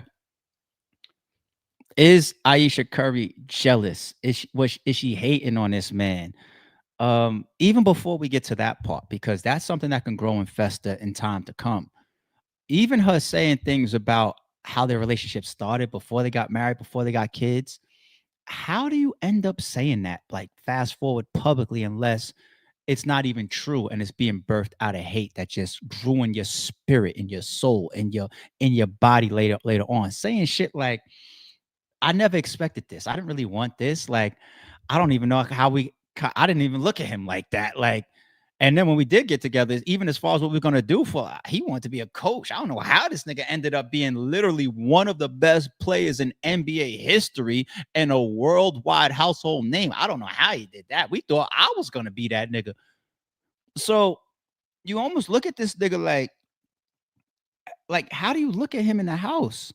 And I don't even want to throw it on her like, bitch, you was just an opportunist. I can't see that.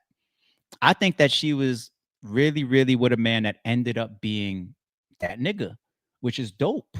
You know, two people got together and they ended up with a beautiful family, 4 children. One goes on to be historic. What more can you ask for? So it's not the whole Steph Curry was Steph Curry. She came along. She really never fucked with him, but it was opportunity. So she got her ass pregnant, or she fell into a ring, and now she's expressing it like, yeah, I never really fucked. You saying this from before the fame, the accolades, the marriage, the kids. So it has to be internal. It has to be. You really, really wanted to be that nigga. Or when you see how much of that nigga he is, it actually bothers you. It actually bothers you that I've experienced this nowhere near at this level, but I've literally had this conversation with somebody where compliments are formed from this particular person easily, right?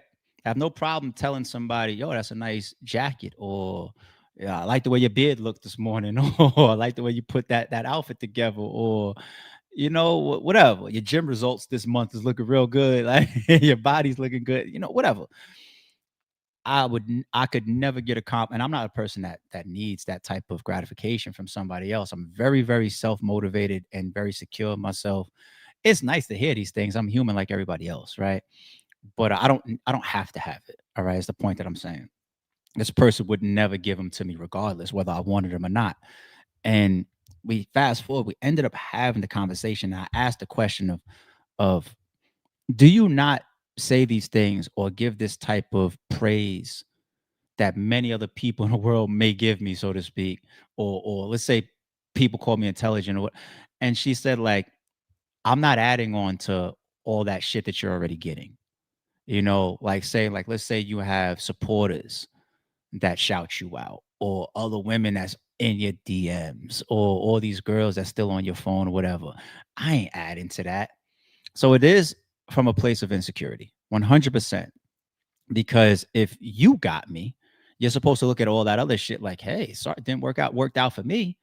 And I know what I got. But when you try to still retract from what that person really is, from your own actions, sometimes you're trying to keep that person level. You're trying to keep them level. Like, don't get too not big for yourself, but don't feed into what all these other women or the world is giving you, to the point where that might make you feel different about me and you. So some of it is even defensive. And I've lived through it myself. I went through it myself. Okay. But the reason why this is 10 times more than that is because if you really are trying to pull this man back down, either to your level or beneath you, or past him because you thought that you was going to be the person in front, and then fast forward when you're sitting home being a mother and you're just doing the family mother thing, watching the kids, which is a beautiful job within itself, and you're looking at him out and about being this superstar, right? If you still feel the need to pull this fucking guy back fucking down, right? It's not even just like, I need you to stay on my level, because the me's of the world, if you feel like that's your approach, maybe in your mind you've succeeded. I don't give him this type of energy. He don't walk around with the house with his nose in the air. So even though I feel like he's got all this stuff going on that I don't, he might think that we're still of a certain stature as far as likability, wanability. And that within itself is a defense mechanism meant to even keep you closer to me from insecurity. But there's no way Aisha Curry thinks that, because your guy is on fucking Pluto. Like, your guy is meeting the president. Your guy is the best shooter in NBA history. Your guy is being argued to this day if he should be in the rankings ahead of LeBron James. If he gets another ring, it's going to be a strong fucking argument for him. It is. That's your guy. So there is no pulling him back down to earth by not giving him compliments, not telling him his suit looks nice tonight.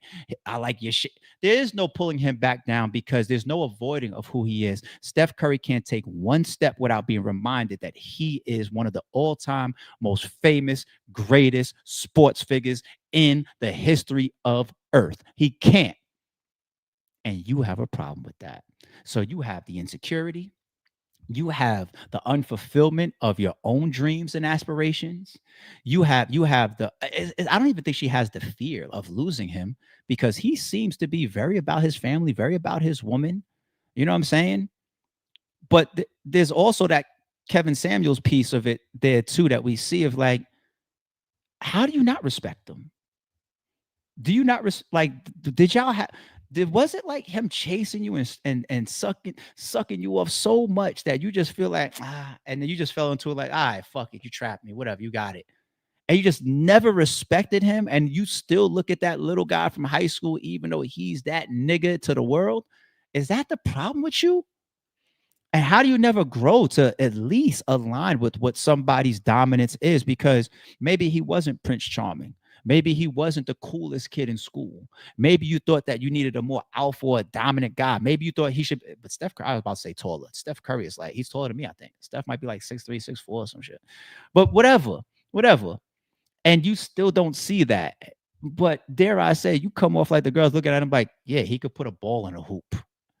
But y'all don't know how corny this nigga is in real life. Well, he wasn't meant to be fucking Maxwell, or that's not his swag. That's not his personality. And I don't know this to even be true.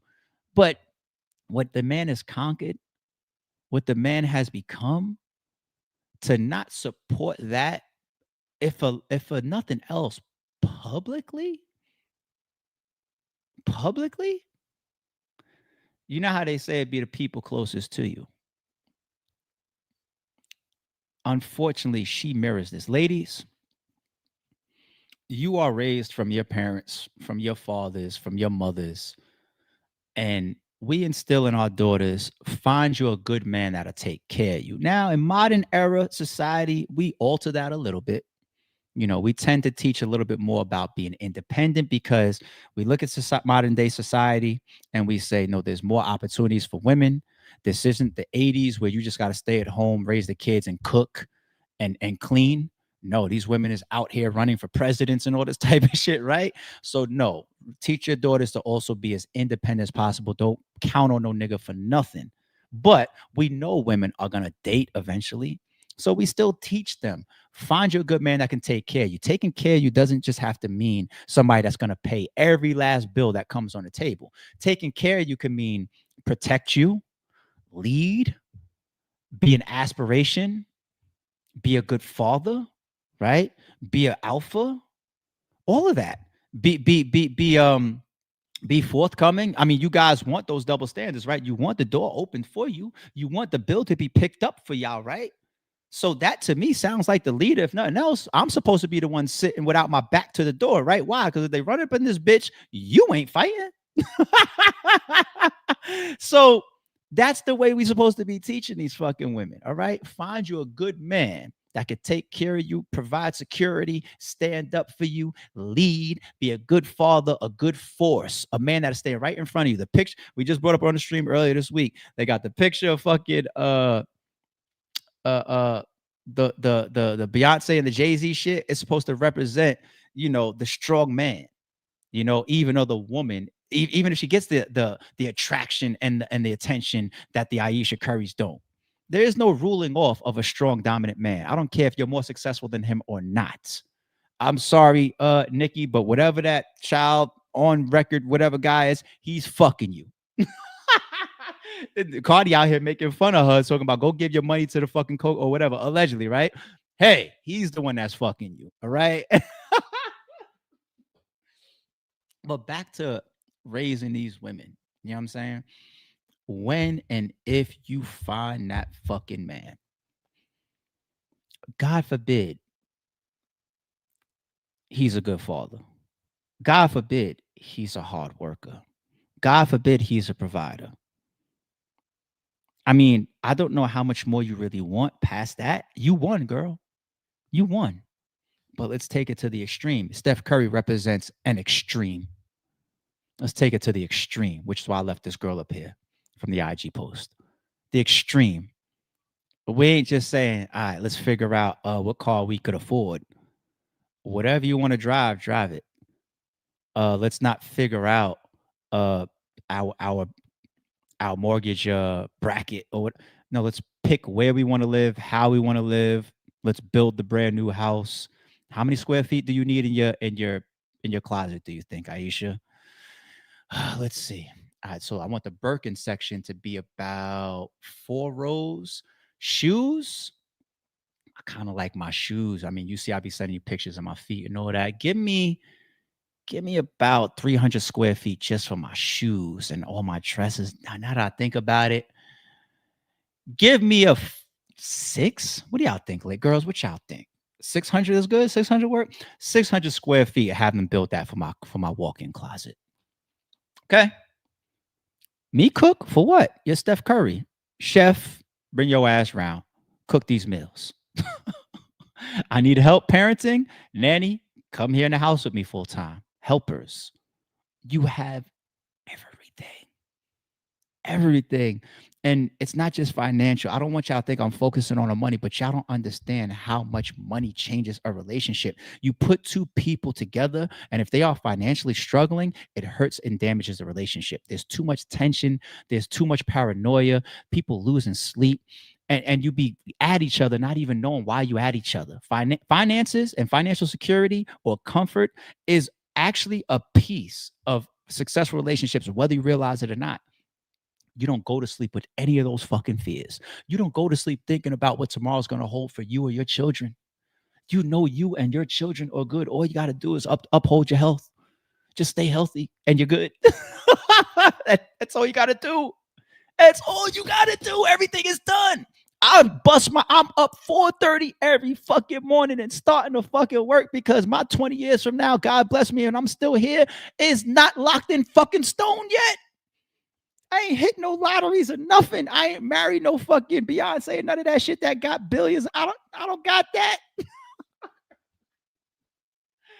I don't even want to be working right now. You could give some women everything and you will still complain. So women, moral of the story here, you guys should be at the front of this, in front of the men. Forget a Kevin Samuels or ARP funny, jestful rant about this type of shit. And the men being at the forefront of looking at Aisha Curry like, what the fuck? Step in front of us. All right. The reason why the women should step in front of us for storylines like this, debates like this, the same way this woman up on the screen did, is because you guys have a bad stereotype of never, ever being happy or fulfilled. And I think that's a shitty stereotype because I met a lot of women. They don't need the world to be happy. All right. You guys don't want that stereotype. You're looking at Aisha Curry and you're saying you have a great husband, you have a beautiful family, you have all the success in your household that you would ever need. You don't need for nothing. If this isn't okay for how your life ends up, then what the fuck is it? What else do you want? And I'm sorry if he doesn't fulfill you the way you wanted to be fulfilled as a man, but you also had 4 with him. All right. And past that, if it's your own self bubble that you talk about, like, I thought I was going to be that nigga. I thought I was going to do something. Bitch, get off your ass and go do it. Now, you're a whole mother. Yes, you have responsibilities, but I'm sorry. I watched my mother do it. I watched the mother of my children. I watched a lot of people be able to say, oh, no, whatever I sought out to do, I'm going to do that. And that doesn't stop me from being a mother. It's called some of the strongest women in the world. They do it every day. There's women in the chat that's doing it right now as we talk. What the fuck is wrong with y'all? If you feel unfulfilled because your man's this mega star and you feel like you ain't bringing nothing to the table, you will never match him. But go do whatever you go. Tell him, hey, babe, give me $1 million. I'm going to open up this restaurant and I'm going to be the one there 4 nights a week running it. And that's going to fulfill me. Done. Shut the fuck up. Go. Get out my face. Those 4 nights you need help in the house. Okay, nanny, these nights I need more hours. The fuck? You have every option at your foot. It's Steph Curry. How is this a problem? Yo, be happy, man. Be happy. Misery needs company. And that's why she's spewing this shit in the fucking public. Man don't deserve that as far as we know. All right, let's move on. The Cool Kicks thing again. Now that I have a little bit more detail, I'm going to slightly alter my previous take. During the raid at Cool Kicks LA, LAPD recovered $500,000 in alleged stolen merchandise, including 2,100 pairs of unreleased Nike sneakers. On October 2nd, law enforcement says it seized a stolen train shipment with the unreleased Nike sneakers and 150 cartons of Nike apparel. The owner was arrested for receiving known stolen property over $950, which is a felony. He was busted while streaming live on Whatnot while he was auctioning off the alleged stolen sneakers to his viewers. Damn. He is set to appear in court on October 23rd. the reason why that last piece wasn't good is because they got you streaming on whatnot, selling the alleged stolen property. That's possession. That's intent. That's ain't no. I didn't know nothing. Like, all right. So my last take when I saw this was the raid looked so heavy. There was such a strong police presence for it, helicopters in the sky and all types of shit.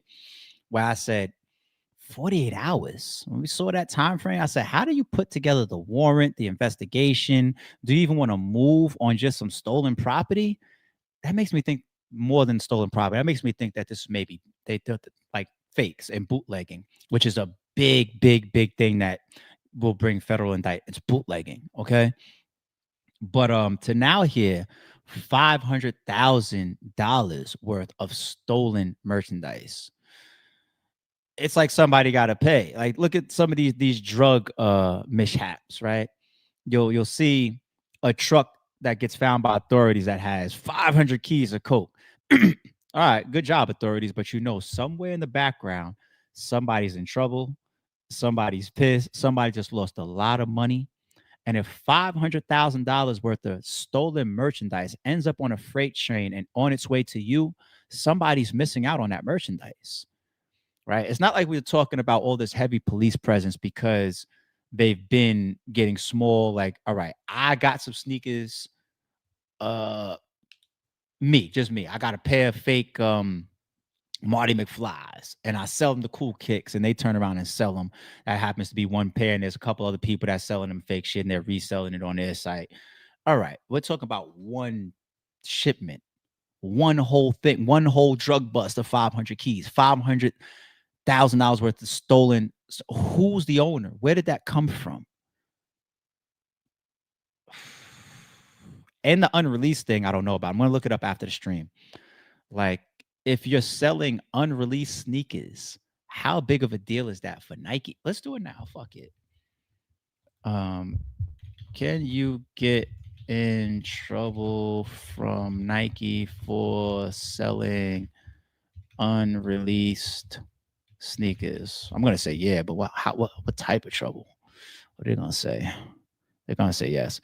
Yes, you can absolutely get in legal trouble from Nike or any brand for selling unreleased sneakers, depending on how you obtain them and what you're doing with them. Here's a breakdown. Okay, theft or unauthorized possession, violation of trade secrets, NDAs, trademark infringement. I'll give you an example of me seeing some of that when I was younger. Hey, all my Staten Island folks that come from my era, remember the path mark that was on Forest Avenue?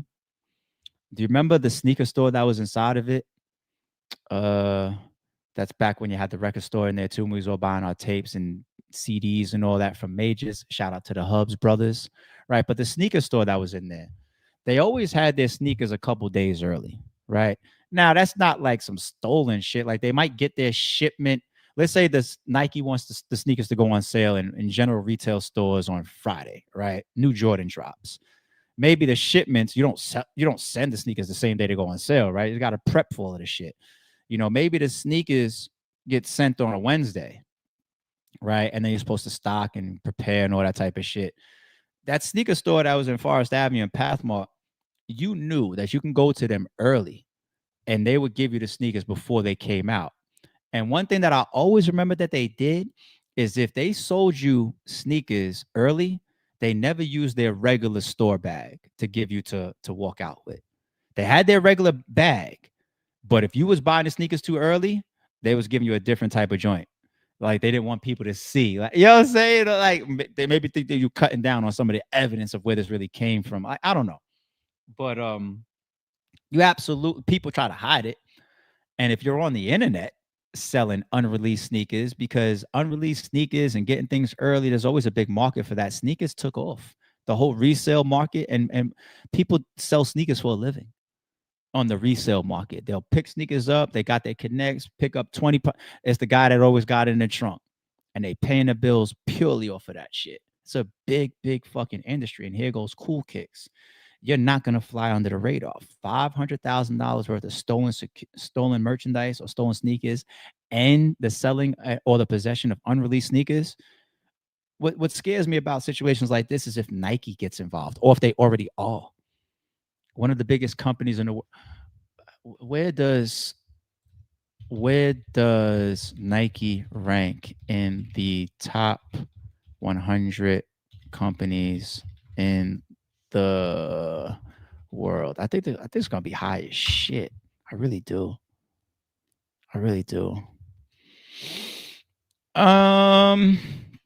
Brand finance, strongest apparel brand globally in 2025. Nike is the strongest apparel brand in the world, and also the second strongest brand overall across the sectors.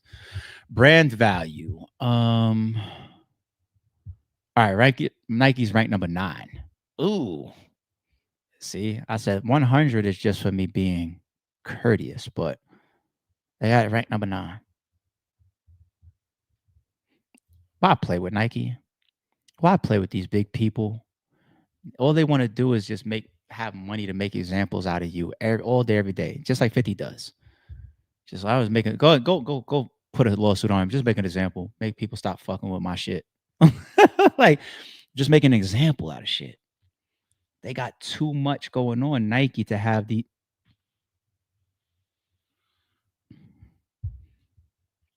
To be continued. All right. Who wants to get a little upset this morning? Anybody want to get a little upset? Okay. It's not just about white and black. It's just about dumb, shitty, untrained, bad, corrupt, everything under the sun type of police, period. Did y'all see this one? Florida deputy pulls a gun on a man pumping gas after mistaking the nozzle for a weapon. How many of us pump gas every fucking day? This is just insane. Have in your hand. Show me your hands. Okay. Stay in the car. Okay, turn around. Place your hands behind your back. What are you doing? I'm filling up gas, man. You understand you're holding it like this, like it's a pistol, right? No, I was showing her to put the pump on. Okay, but that's not what it looks like to the motoring public on the roadway. I was just showing her the thing to let her know to get the gas. Do you have your ID on you? Yeah. Okay. Can I turn around? Yeah, that's fine. Man, Alright. But you understand you're holding it like this and it looks like a handgun, right? No, I'm trying to let her know to pump the gas, bro. Okay. Why you? What the fuck? Yeah, what? Right. I'm sure there's cameras. Mr. Ruff, what do you have in your hand? I ain't got nothing to say to you, bro. I ain't did shit and I ain't been detained. I want to go. I don't got nothing to say to you. You know what you did. I don't got no rap. Well, it looks like he's holding the gun. Man, that don't look like no gun when you see this bitch right here swinging. I didn't see that, sir. Man, you saw what you wanted to see. You saw a motherfucker with tattoos. Why would I be holding the gun like this right here? Hey, who? Man, you saw what you wanted to see. You profiled the motherfucker. Hey, what happened? So I'm driving down the road, and he's got something black in his hand, and he's moving it like it's a pistol. So I pulled in to investigate what was going on. That's all. Oh yeah, because his pump wasn't on, and he was signaling me that the pump wasn't his pump wasn't working, and he was signaling me that the gas wasn't on the pump. Causing a problem at y'all's store? No, he come in here every day faithfully after work. He come in here to get gas and cigarettes every day. No cause nothing. Hey, I don't want to hold the gas pump again. You start the gas. I ain't got nothing to say to you, bro. I ain't. Yes, I will. Hey, what's your name? Lawler. You'll sign the statement. You don't get kept. And I thought it was on the pump. I seen him do that, and I was like, "Oh, his gas not on there." So that's why he was holding it up. He was signaling. Because he was holding. It wasn't the gas nozzle. He was holding something else up. Oh, when I seen him, he was holding the gas pump. He was signaling the part with the hose. Yeah. When I saw him, he didn't have the thing with the hose. He had something else. Hey man, you gotta stop profiling. Can you ain't even apologize, man. Can you come talk to me for a second? Bitch, come talk to me. Fuck you, bitch. But you know what you did, and you know you dead ass wrong. You know I ain't had no fucking gun. After him. Yes, I will. What a piece of shit. There's too much going on there. So it's not just the bad mistake and the scary nature. There's the corrupt nature there that fucks me up too. That fucks because he's lying on his own body camera. Because when he first confronts the guy and realized that it was a fucking gas pump, He says, yeah, but you're holding the gas pump like this. And he's like, well, I'm just waving it to the attendant to show the attendant like, yo, gas ain't started. But then when he's in the store and he's trying to fucking figure out how to justify it to the girl, he said, no, he has something else in his hand, creating a fucking story, creating a fucking lie.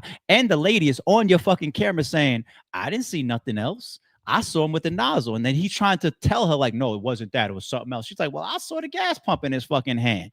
And then she says he's here every day after work. The fuck? After a hard day's fucking work, he's here every day.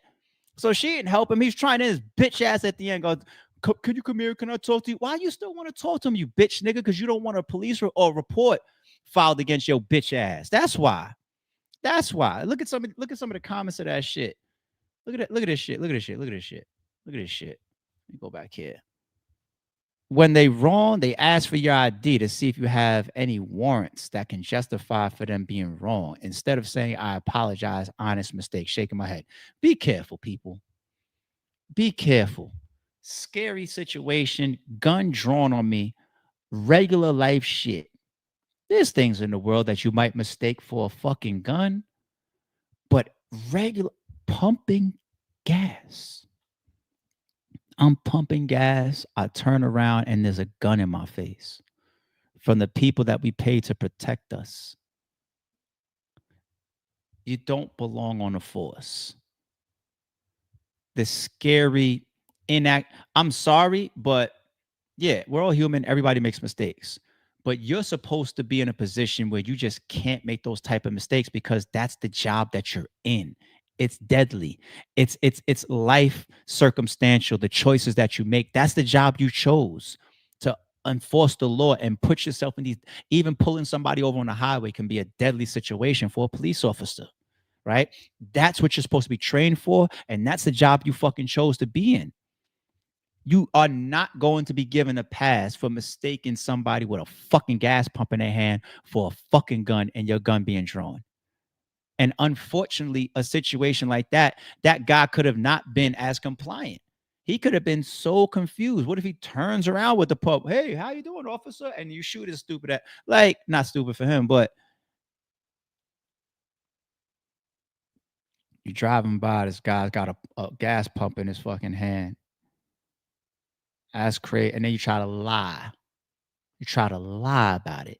No, there's something else in his hand. No, you piece of shit.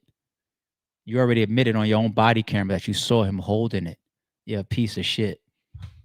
Get him out of there. Get him out of there ASAP.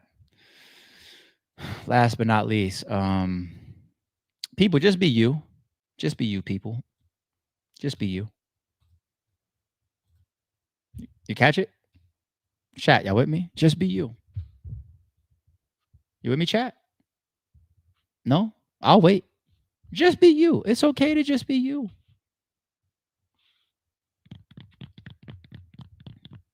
I ain't doing none of that on my Instagram, on my social media. Never. Chat, y'all got it? No? I'll wait. Yeah, just be you, 100%. But why am I saying that? Why am I saying it?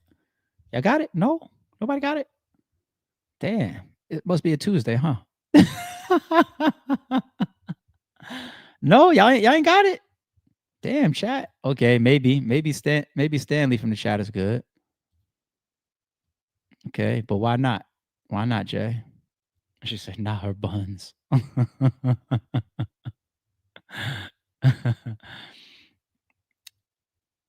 There you go. Some of y'all are waking up.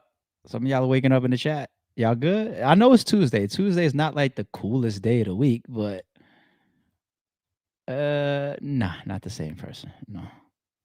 That ain't her, period. Wait. I'm lost. Lowest of keys. Hey, chat, I'm let down with some of y'all. Some of y'all get it, but you don't get it. Like, no.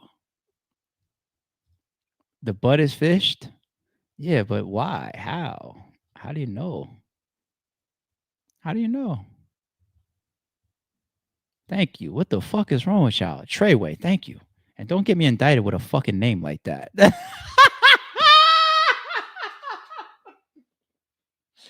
just did 6ix9ine yesterday, man. Come on. Yeah, the the facing you picture got a fucking hand on her neck, and the fucking pose in the background got her arm down around her waist. So here you go. Here you go, Chavo. Yeah, like it's never supposed to be. There you go. Nah, you good. You good, Treyway. It's never supposed to be that serious. There you go. Y'all got it now. Y'all got it. Y'all got it. Y'all got it. Oh, y'all was yeah. It's Tuesday. I see it. I see it. I got like 3 laughs. Wavy. I got like 3 laughs. Oh, you caught that? You tried it? Okay. Don't call you out. I'm sorry. I'm sorry. Oh no, this is A plus Aisha Curry. Hey, what we on today? All right. Nah, I'm with y'all. It's Tuesday. Forgive me, B. Nah, it's all good. Tuesday is not the fastest day for any of us, me included. But I figure I'll bring it up. You know what I'm saying? It's never supposed to be that serious, but in today's world, especially social media and the world of likes, it is. It is, B. You know, most I do, furthest I go is a filter. That's it, man. The lighting, this looks better, how it hits on my skin, maybe. I'll keep it at that. That's the most I'm gonna go on my Instagram or some shit, a filter. All right. I'm never gonna fucking take the app, get the app that expands my shoulder, make my shoulder look bigger, expands my muscle a little bit more. If it's that serious, then hey, people out here catfishing and all types of shit every day, B. You know what I mean? Don't fall for it. Peace to ARP in the gang. Oh, that's Don B in the building. All we ask is trust. Green team in the building. All right, let me come back over here real quick. We definitely caught the super chat earlier from Jay, Big 2167. Let's walk. I'm going to start asking for the chat's help with some of her coded amounts. 2167, 2167, 2167, 2167. I don't know. She's good at it. And on her Kendrick shit, I don't know. DM me. And every time she tells me behind the scenes like what it is, I feel like an idiot. Like, oh, I didn't get that. Kind of how some of y'all felt just now with that picture. That's what we was doing the Durk segment. Spooky shit going on, man. It's gonna be a explosive trial. It's gonna be a very, very explosive trial. She in love with all the VVs. Icebox made it shit look 3D. Was we on Steph yet? Yeah. Icebox. Oh no. Now that's Vaughn. She in love with all them feedy. I made my shit look pretty. I know in the city. And bitch, I'm right here in your city. And say, Vaughn, you better tuck your chain. Nobody want to die. Ain't nobody that silly. I've been shooting guns. I got bodies from way back. I spend a lot of money. Once I beat my case, I get it back. You know them like to run. And not Rochester and on them like to run. Angel like I'm Steph. Oh, it is Steph at the end of it. Free throw like I'm Steph. Is that? Oh, okay, rapper. Okay, Jay. Are you mixing topics up here? Did you choose a Vaughn lyric that got Steph Curry in it? That's a good one. That's a good one. I didn't even know it till I finished the rap. That was a good one, Jay. That was a good one. I give you that one. That was dope. All right, Jay says, this one time at band camp. Where was we at when we was on American Pie shit right there? But either way, I know it applies. Detective, what did I do? 727. What was I on? Coffee. Oh, when we was waiting to talk about Aisha. Yeah, we had to walk to that. And I wasn't even ranting, right? I didn't raise my voice or nothing. Well, more so just talking. I didn't rant. I wasn't a rant. Kept my cool, just like Kevin Samuels. You know what I'm saying? She don't want a puppy. She want a big dog. I don't know what's up with her, B. I don't know what's up with her. So how I'm wavy. She got possessed by Jada Pickett. That's another one. Like, yeah, this man do a whole interview with you after fucking on August Alsina, allegedly, should I say? That's crazy. Now, don't put Steph in the cuck picture. Put Will in the cuck picture, allegedly. You know, I always thought like Will and Jada had so much tied in together. They was just on that, like, we're not divorcing or separating no matter what. Just you do what you do and I'll do what I do regardless. Even if it's not the cuckold shit, but I guess open relationship is one of them, right? But you gotta do whatever works for you. But damn, Jada was just having Will out here looking crazy. Wouldn't be me. Earning Ash, run me my cash, officer. Talking about codes. What was you on that piece? Nah, that's 9 minutes ago. Yeah, that officer was tripping. Get him off the force ASAP, please. Peace to ARP and the gang. All we ask is trust. Shout out to Don being our member. Yeah, I mean, I could be in Florida pumping gas in that motherfucker. You know what I'm saying? Like, that could be any of us. That's fucking sad. You ever walk behind a female and think she ain't got no butt? Me personally, you ever walk behind a female and think, yeah, we do that a lot. You know what I'm saying? You want to hear my favorite physical attribute of a woman? Physical, not overall, physical. My favorite physical attribute of a woman is legs. And I'm a thigh guy. Like, I'm just so attracted to beautiful legs and thick thighs. Like, that's my shit. That's my shit. Of course, put an ass on her. You know what I'm saying? Put some hips on her. Like, I'm into the same shit everybody's into. You know what I'm saying? But legs for me that's number one. If I gotta put it in order, legs go number one. But social media pressure for little girls like that doing what the fuck she just did on that shit that we just pulled up. I get it. Look at all these people running. I was here when the ass injections and everything started. Like, I remember the first seeing sights of this shit. And back then, women were trying to hide it, that they had it done. They were lying about it. Okay. It's like, no, I'm born like this. I know women that tried to act like they didn't get nothing done. But today it's so popular. You brag about it. The women brag about their shit now. Like, I don't know. It's the body alteration thing has always been there.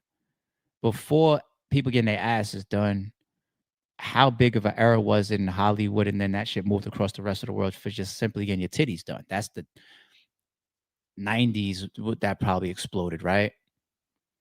And then once you got to the ass, and people doing their lips is way more common now. But ass is like a fad. Like, some of the biggest fads.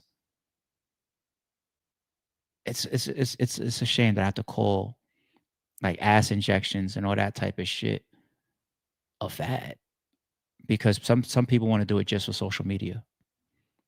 It's definitely fad influence.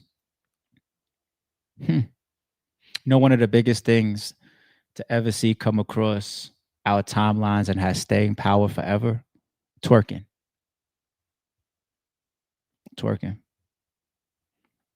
It's going to be here forever. It's going to be here after all of us. Like, we had certain things that came across, the Running Man and the WAP and the Harlem Shake was big. People still Harlem Shake today.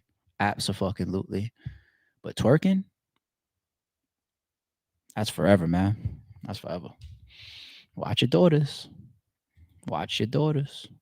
You kicking that door, they twerking, and they taking Photoshop pictures, acting like they got an ass. You fucking 8. You ain't got no fucking body. Sit your ass down. Matter of fact, take this belt. Bitch, how dare you disrespect my house like this? Nah, no belts, people. No belts. All right, fun stream today, y'all. Fun stream. I have fun today. That Durk shit. Damn, we only did like 2 main topics, but everything else, the flash news, we still talked a little bit of shit for some of the flash news, but 2 hours, yeah, obviously. All right, we out of here. Tuesday. I'm off 4 hours of sleep. I don't know how I did it for 2 hours and still felt good, but I blame y'all. I leached off of some of y'all energy too, so thank y'all. I appreciate it, y'all.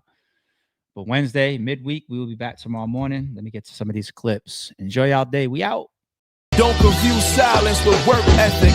I'm a boss making decisions, my first fetish. The verse cherished is perfect, that's a reverse blemish. I dropped it, connected the block, learn Tetris. This is the Sorry True Podcast. Welcome to the house of. And shout out to the members.